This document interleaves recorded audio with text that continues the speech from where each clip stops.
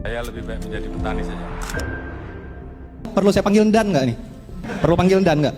Tapi ini kalau saya tanya enggak nanti komentar lagi dengan wah polisi salah terus, akhirnya jadi nggak confident nggak kan Pak? Kalau nggak saya berhenti nanya nih. Oke, kalau gitu. Pertama, tadi saya dengar Bapak bilang polisi kok salah terus. Loh memang salah. Mau gimana? Mau gimana coba? Kalau benar ya benar. Ini kan memang salah. Gimana? Itu. Terus komentarnya agak lucu juga. Polisi merasa ditekan dari berbagai sisi, dari masyarakat, dari presiden. Loh Pak, yang biasa nekan masyarakat kan juga kon-kon Bapak juga. Jadi nggak apa-apa lah sesekali kita gantian. Gitu. Oke, pertama mungkin komentar yang agak lebih simple deh. Perihal arogansi. Oh, hedonisme aja dulu.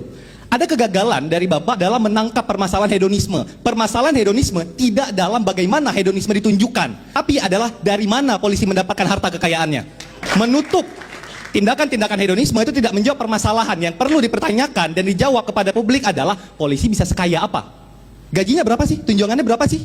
Itu harusnya kalau dalam poin hedonisme.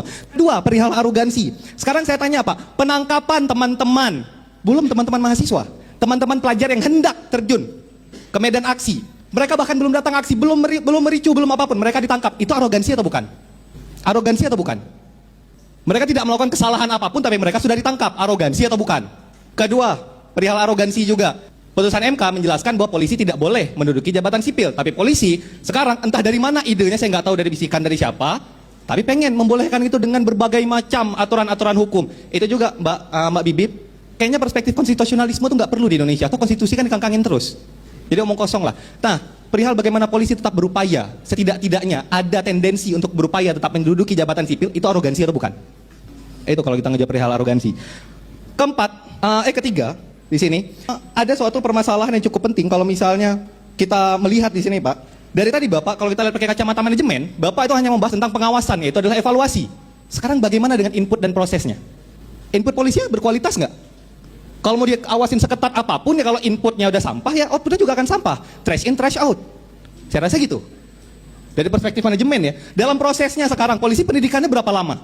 Mempelajari hukum nggak secara cukup baik? Mempelajari ilmu sosial nggak? Politik nggak? Ketatanegaraan nggak? Lihat kemarin kasus di Sleman, polisi aja bingung dasar hukumnya apa?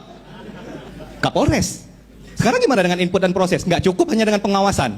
Dan yang paling penting dalam keseluruhan pemaparan Bapak mengenai reformasi Polri, tidak ada narasi baik secara langsung ataupun figuratif yang menggambarkan bagaimana kami sebagai anak muda itu dijamin kebebasannya untuk bisa berekspresi, untuk bisa menyatakan pendapatan di muka publik. Di mana letak reformasi jika hal yang paling esensial demikian itu hilang dari benak kepolisian? Sekian.